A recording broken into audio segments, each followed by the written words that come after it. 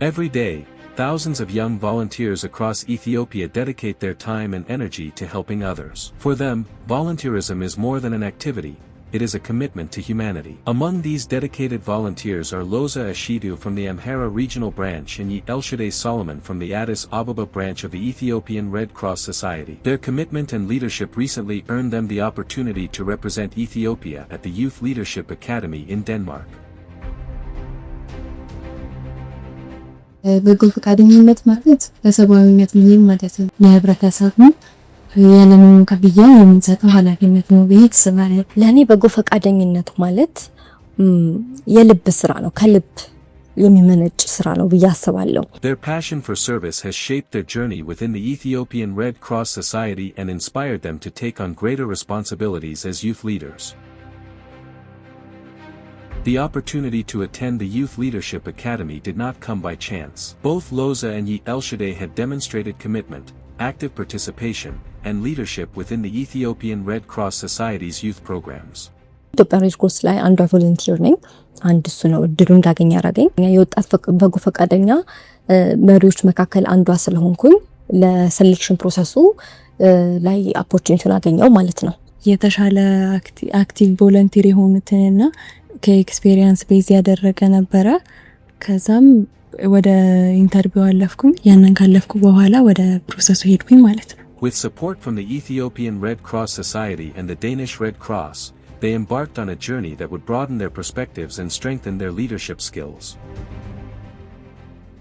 ይሄንን የሊደርሺፕ ዕውቀትና ክህሎት ተመሬ ከመጣሁኝ በኋላ ለኛ ባሉት ቮለንቲር ኢንጌጅመንታችን እንዴት መቀጠል እንዳለበት እንዲሁም የሚስተካከሉ ነገሮችን በማድረግ በስኪል ሊሆን ይችላል፣ በኖሌጅ ሊሆን ይችላል፣ እነሱን በማስተካከል የተሻለ ስራ እንድንሰራ ለማገዝ ያለኝን ካፓሲቲ የበለጠ ኢምፕሩቭ ማድረግበት ሊደርሺፕ ስኪሎችን ይዤ ኖሌጆችን ይዤ መመጣበት ይሆናል ብዬ አስባለሁኝ። የተለያዩ ሀገራቶች ላይ ያሉ ሬድ ክሮስ ወጣት ቮለንቲሮች የሚገኙበት ስለሆነ ከነሱ የተለያዩ ኤክስፒሪየንስ ሼር በማድረግ የበለጠ ዕውቀትን ይዤ መጣ ይመስለኛል። Both volunteers left Ethiopia eager to learn, connect, and grow. At the Youth Leadership Academy, their expectations became reality. Together with young leaders from various countries, they explored leadership development, teamwork, innovation, and community engagement. ሊደርሺፕ ኮማንድ ከመስጠት በላይ ሰርቭ ማድረግና ሁሉንም ሰው ኔትወርክ ፈጥሮ የተሻለ ነገር መስራት ነው የሚለውን ተምሬበታለሁ። Returning home, Loza and Yi Elshadeh brought more than memories. They returned with new knowledge, stronger networks, and a commitment to strengthen volunteerism within the Ethiopian Red Cross Society. ከአሰብነው ከኤክስፔክቴሽናችን በላይ ነበር። ብዙ ተምሬያለሁ። ከዛም ባለፈ ደግሞ በጣም ብዙ ጓደኞችን አፍርተን የመጣ ነው። ወጣቶችን ሞባይላይዝ ካደረግንና ብዙ ነገር እነሱ ጋር የምንሰራ ከሆነ የተሻለ ነገር ይኖረናል።